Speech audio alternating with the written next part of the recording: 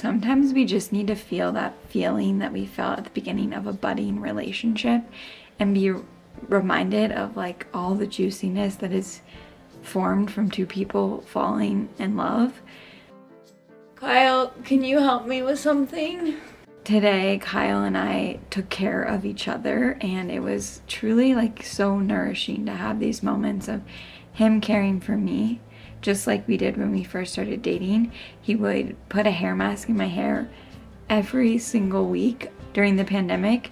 When we were in isolation, it was our little weekend treat. He would do a hair mask and then we put on face mask, and having that moment together today and then being able to take care of him by putting on his optune device just filled my heart with so much love and joy. And I'm just so endlessly grateful for our love and the way that we care for each other and we show up for each other. Funny story, actually, 1 month into us dating, we actually went our separate ways. And Kyle had actually called me a couple weeks later and was like, hey, I had offered to give you these snow tires that don't fit my car that I have, and I think they'll fit yours, and I'd like to keep that promise. And I was like, hey, I can't really talk right now. I'm really, really sick. And he was like, I know I can't, but I would love to come take care of you. And everything my body was telling me, yes, I want that. But my mind was like, no, don't do that. And I was like, what if I actually just listen to what my body is telling me it's wanting and I lean into it? And I said, that would actually be really nice.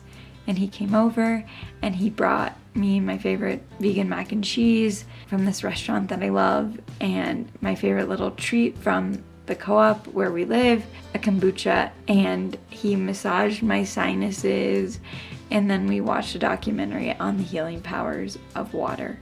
And it was like the most nourishing moment, and I knew laying there in my bed watching that documentary that this was the beginning of truly a relationship unlike any I've ever had.